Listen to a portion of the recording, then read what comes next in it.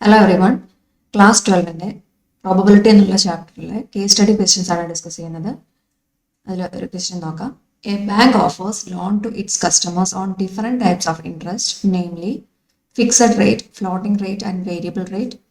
From the past data with the bank, it is known that a customer avails loan on fixed rate, floating rate and variable rate with probabilities 10%, 20% and 70% respectively. A customer after availing loan can pay loan or default the loan repayment. The bank data suggests that the probability that a person defaults on loan after availing it at fixed rate, floating rate and variable rate is 5%, 3% and 1% respectively.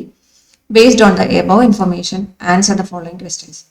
First question, what is the probability that a customer after availing the loan will default on loan repayment? Second question, a customer after availing the loan defaults on loan repayment. What is the probability that he availed the loan at a variable rate of interest? അപ്പോൾ ഇതാണ് question.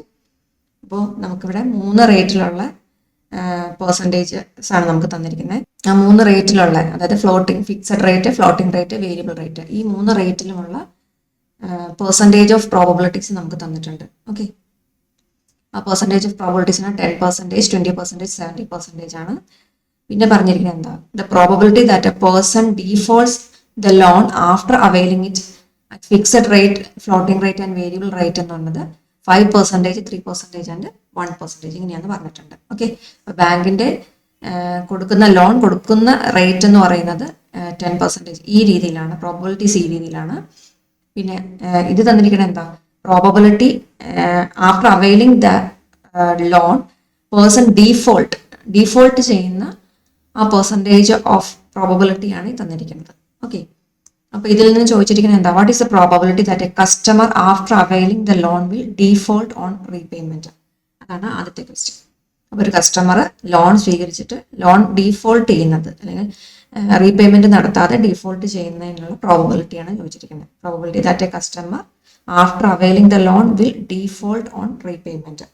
അപ്പോൾ ഇത് നമുക്ക് ഓരോ കേസും, അതായത് fixed rate, floating rate, variable rate, ഈ 3 റേറ്റും ഓരോ ഈവന്റുകളായിട്ട് വിചാരിക്കാം. അതുപോലെ തന്നെ മറ്റൊരു ഈവന്റ്, അത് കസ്റ്റമർ ലോൺ ഡീഫോൾട്ട് ചെയ്യുന്ന ഈവൻ്റായിട്ട് വേറൊരു ഈവൻറ്റും വിചാരിക്കാം. അപ്പോൾ നമുക്ക് ആദ്യം E1 എന്ന് പറയുന്നത് ഫിക്സഡ് റേറ്റിന് വേണ്ടിയിട്ടുള്ള ഈവൻ്റായിട്ടും, E2 എന്നത് floating റേറ്റിനുള്ള ഈവൻ്റായിട്ടും,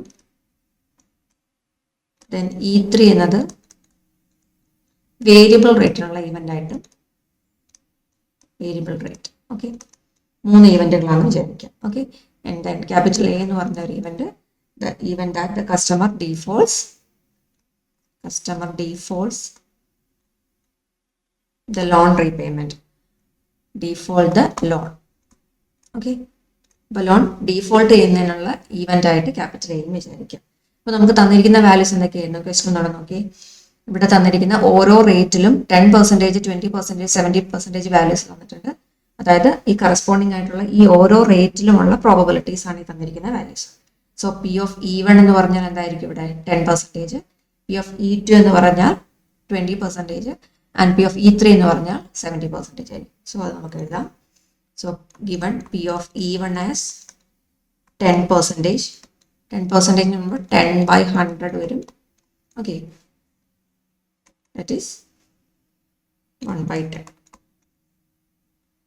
Then P of E2, floating rate ഉള്ള എത്ര തന്നിരിക്കുന്നത്? It is given as 20%, that is 20/100, that is 2/10. Then P of E3 is given as 70%, that is 70/100, that is 7/10. Okay, അപ്പോൾ ഇങ്ങനെയാണ് തന്നിരിക്കുന്ന പ്രോബബിലിറ്റീസ്. നമുക്ക് ഫൈൻഡ് ഔട്ട് ചെയ്യേണ്ടത് എന്താ? ഫസ്റ്റ് ക്വസ്റ്റ്യൻ എന്താ ചോദിച്ചിരിക്കുന്നത് നോക്കി. What is the probability that A customer after availing the loan will default on loan repayment? The customer after availing the loan കിട്ടിയതിന് ശേഷം അത് ലോൺ റീപേയ്മെന്റ് ഡീഫോൾട്ട് ചെയ്യുക. അപ്പോൾ നമുക്ക് ഏത് പ്രോബബിലിറ്റി ആയിരിക്കും? കണ്ടീഷണൽ പ്രോബബിലിറ്റി ആണ്. ഇതിലേതായിരിക്കും നമുക്ക് ഫൈൻഡ് ഔട്ട് ചെയ്യാൻ പറഞ്ഞിരിക്കുന്നത്? P of what is the probability that A customer after availing the loan will default on loan repayment. അപ്പൊ ഏത് രീതിയിലാണെന്നൊന്നും പറഞ്ഞിട്ടില്ല. കസ്റ്റമർ ഡീഫോൾട്ട് ചെയ്യുന്നതിനുള്ള പ്രോബബിലിറ്റി എത്രയാണെന്ന് ചോദിച്ചിരിക്കുന്നത് അല്ലെ. അതായത് ഇവിടെ പി ഓഫ് എ ആണ് ഇവിടെ ചോദിച്ചിരിക്കുന്നത്. പി ഓഫ് എ ആണ് നമുക്കിവിടെ ഫൈൻഡ് ഔട്ട് ചെയ്യുന്നത്. ടോട്ടൽ പ്രോബബിലിറ്റി ആയ പി ഓഫ് എ ആണ് ഫൈൻഡ് ഔട്ട് ചെയ്യുന്നത്. അപ്പൊ ഏത് രീതിയിലായിക്കോട്ടെ, റേറ്റ് ഫിക്സഡ് റേറ്റ് ആണെങ്കിലും ഫ്ലോട്ടിംഗ് റേറ്റ് ആണെങ്കിലും വേരിയബിൾ റേറ്റ് ആണെങ്കിലും നമുക്ക് കസ്റ്റമർ ആ ലോൺ സ്വീകരിച്ചിട്ട് അത് ഡീഫോൾട്ട് ആകുന്നതിനുള്ള പ്രോബബിലിറ്റി, അതായത് പി ഓഫ് എ ആണ് ഇവിടെ ചോദിച്ചിരിക്കുന്നത്. So P of A will be total probability ആയിരിക്കും. അപ്പൊ നമ്മൾ അതിൽ നിന്ന് കണ്ടീഷണൽ പ്രോബബിലിറ്റി ആദ്യം എഴുതണം. കണ്ടീഷണൽ പ്രോബബിലിറ്റി എഴുതാൻ നമുക്ക് ഇവിടെ ക്വസ്റ്റ്യൻ തന്നിട്ടുണ്ട്. ഓരോ ഫിക്സഡ് റേറ്റിൽ, ഫ്ലോട്ടിംഗ് റേറ്റിൽ, വേരിയബിൾ റേറ്റിലുള്ള പ്രോബബിലിറ്റീസ് തന്നിട്ടുണ്ട്. 5%, 3%, 1% തന്നിട്ടുണ്ട്. അപ്പോൾ നമുക്ക് തന്നിരിക്കുന്ന ഈ വാല്യൂസ് എന്തായിരിക്കും? P of A given E1 ആണ് നമുക്ക് തന്നിരിക്കുന്ന ആദ്യത്തെ വാല്യൂ അല്ലെ. 5% എന്ന് പറഞ്ഞാൽ എ ഗിവൺ E1 ആണ്. A given E1. Okay, A given E1 എന്ന് പറഞ്ഞാൽ 5% ആണ്. ദാറ്റ് ഈസ് 5/100 വരും. Then P of A given E2 എന്ന് തന്നിട്ടുണ്ട് അല്ലെ. ഫ്ലോട്ടിംഗ് റേറ്റിൽ ഓരോ റേറ്റിലും കറസ്പോണ്ടിങ് ആയിട്ട് തന്നെ ഫിക്സഡ് റേറ്റ് ആകുമ്പോൾ 5% എന്ന് പറഞ്ഞു. ഫ്ലോട്ടിംഗ് റേറ്റിലാണെങ്കിൽ അത് 3% ആണ്. അതായത് P of A given E2 എന്ന് പറയുന്നത് 3% ആയിരിക്കും. P of A given E3 എന്ന് പറയുന്നത് 1% ആയിരിക്കും. സോ വാല്യൂസ് നമുക്ക് എഴുതാം. P of A given E2 is 3%, that is 3/100. And also P of A given E3 is 1%, that is 1/100. Okay, അപ്പൊ ഇങ്ങനെയാണ് പ്രോബബിലിറ്റി വാല്യൂസ് എന്ന് പറയുന്നത്. ഇനി നമുക്ക് ഇതിന് ടോട്ടൽ പ്രോബബിലിറ്റി കണ്ടുപിടിക്കണം അല്ലേ. ടോട്ടൽ പ്രോബബിലിറ്റി കാണാനുള്ള ഇക്വേഷൻ നിങ്ങൾക്ക് അറിയാം. Total probability of default equal to P of A ആണ് ചോദിച്ചിരിക്കുന്നത്. അതായത് പി ഓഫ് എങ്ങനെ എഴുതണം? P of E1 into P of A given E1 plus P of E2 into P of A given E2 then P of E3 into P of A given E3. ഓരോ കേസിലുമുള്ള conditional probability എഴുതി വേണം ചെയ്യാൻ. So ഇതെല്ലാം കൂടെ add ചെയ്യുമ്പോൾ നമുക്ക് total probability ആയ P of A കിട്ടും. സോ വാല്യൂസ് എഴുതിയാൽ P of E1 is 1/10.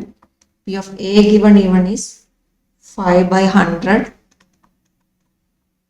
Then plus P of E2 is 20% ആയിരുന്നു, അതായത് 2/10. Then P of A given E2 is 3% ആയിരുന്നു, അതായത് 3/100. Then P of E3 is 70% ആയിരുന്നു, that is 7/10. Then P of A given E3 എന്നത് 1% ആയിരുന്നു, that is 1/100. Okay, so ഇതെല്ലാം പ്രോബബിലിറ്റിയും കൂടെ നോക്കുവാണെങ്കിൽ അതിൻ്റെ ഡിനോമിനേറ്റർ എല്ലാത്തിനും 1000 ആണ്. 1000 അങ്ങനെ തന്നെ എഴുതി.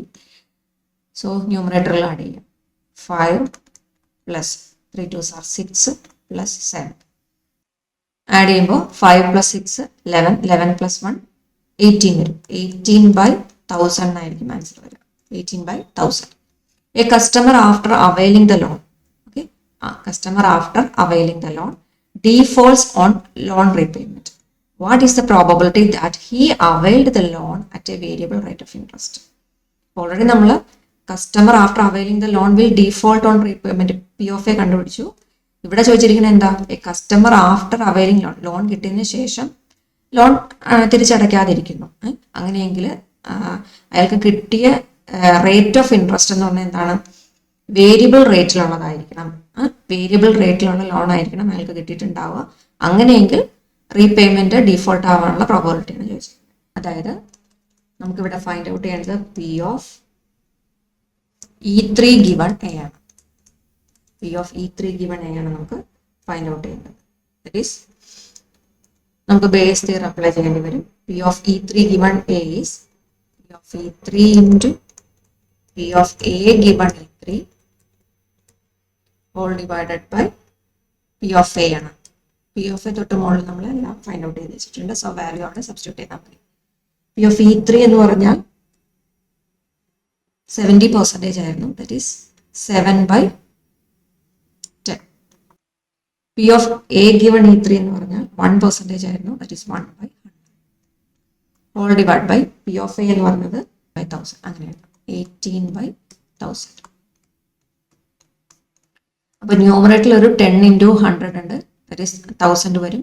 ഈ 1000 വെച്ച് നമുക്ക് ക്യാൻസൽ ചെയ്ത് കളയാം. ബാക്കി റിമൈൻ ചെയ്യുന്നത് 7/18 വരും.